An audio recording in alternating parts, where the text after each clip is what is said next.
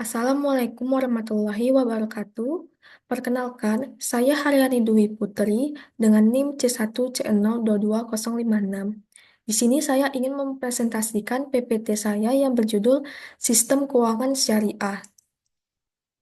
Pertama, yakni konsep memelihara harta kekayaan. Sistem keuangan syariah terkait erat dengan harta kekayaan. Akad transaksi serta transaksi diperbolehkan dan dilarang syariah. Menjaga harta bertujuan agar harta yang dimiliki oleh manusia diperoleh dan digunakan sesuai dengan syariah, sehingga harta yang dimiliki halal dan sesuai dengan keinginan pemilik dari harta kekayaan tersebut, yaitu Allah Subhanahu wa Ta'ala. Harta yang baik harus memenuhi dua kriteria, yaitu diperoleh dengan cara yang sah dan benar atau legal and fair, serta dipergunakan dengan dan untuk hal yang baik-baik di jalan Allah Subhanahu wa Ta'ala. Allah adalah pemilik mutlak segala sesuatu yang ada di dunia ini, sedangkan manusia adalah wakil atau khalifah Allah Subhanahu wa Ta'ala di muka bumi ini yang diberikan kekuasaan untuk mengelolanya, memperoleh dan menggunakan harta dalam syariah. Pertama, perolehan harta. Memperoleh harta adalah aktivitas ekonomi yang masuk dalam kategori ibadah, muamalah, atau mengatur hubungan manusia dengan manusia. Kaidah fikih dari muamalah adalah semua halal dan boleh dilakukan kecuali yang diharapkan atau dilarang dalam Al-Quran dan As-Sunnah. Penggunaan harta, pertama, tidak boros dan tidak kikir, atau dalam batas kewajaran. Kedua, memberi infak dan sedekah. Ketiga, membayar zakat sesuai ketentuan. Empat, memberi pinjaman tanpa bunga atau kardul asan. Kelima, meringankan kesulitan orang yang berhutang. Berikutnya ini akad atau kontrak atau transaksi. Akad adalah dalam bahasa Arab atau al-aq. Jamaknya al-uqud berarti ikatan atau mengikat. Menurut terminologi hukum Islam, akad adalah pertalian antara penyerahan atau ijab dan penerimaan atau kabul yang dibenarkan oleh syariah yang menimbulkan akibat hukum terhadap objeknya. Menurut Abdul Rajab Al-Sanhuri dalam Nadahriyatul Haqqadi, akad adalah kesepakatan dua belah pihak atau lebih yang menimbulkan kewajiban hukum, yaitu konsekuensi hak dan kewajiban yang mengikat pihak-pihak yang terkait langsung maupun tidak langsung dalam kesepakatan tersebut. Akad yang sudah terjadi atau disepakati harus dipenuhi dan tidak boleh diingkari. Akad dari segi ada atau tidak adanya kompensasi.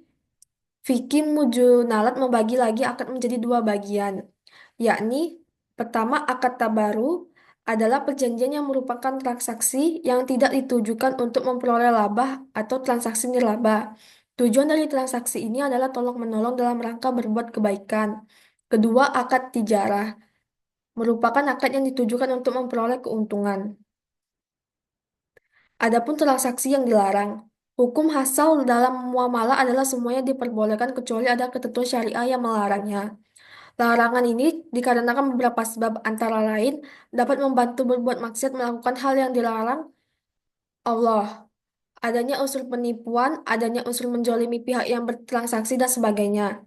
Hal yang termasuk transaksi yang dilarang adalah sebagai berikut.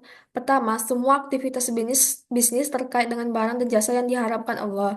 Kedua, riba. Ketiga, penipuan. Empat, perjudian. Kelima, garar. Keenam, iktikar. Ketujuh, monopoli. Kelapan, bai'an. Nazi. Sembilan, suap. Sepuluh, ta'aluk. Sebelas, bai'al ina. 12, talaki arubban. Riba dan jenis riba.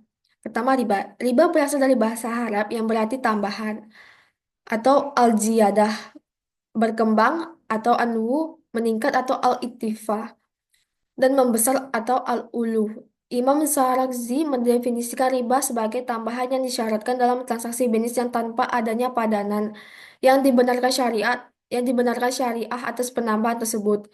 Setiap penambahan yang diambil tanpa adanya suatu penyeimbang atau pengganti yang dibenarkan syariah adalah riba.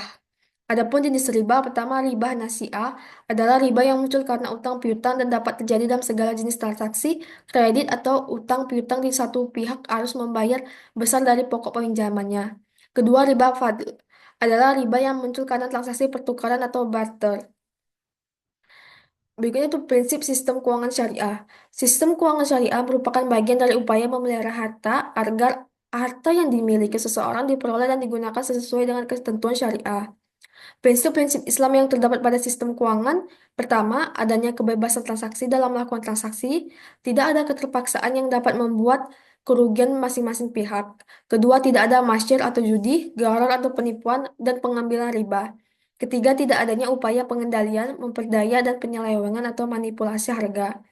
Keempat, seluruh manusia mempunyai hak untuk memperoleh informasi yang akurat sehingga tidak terjerumus dalam ketidaktahuan dalam transaksi. Kelima, pihak ketiga mempunyai hak agar terhindar dari hal-hal yang mungkin mengganggu pihak ketiga ketika pihak-pihak lain melakukan transaksi. Adapun jenis instrumen keuangan syariah, pertama akad investasi seperti mudharabah, musyarakah, suku, saham syariah. Kedua, akad jual beli atau sewa menyewa seperti murahabah, salam, istisna, ijarah. Ketiga, akad lainnya seperti sharp, wadiyah, qardul asan, al-wakalah, kafalah, dan iwalah. Sekian itulah presentasi dari saya. Mohon maaf jika ada salah kata. Wassalamualaikum warahmatullahi wabarakatuh.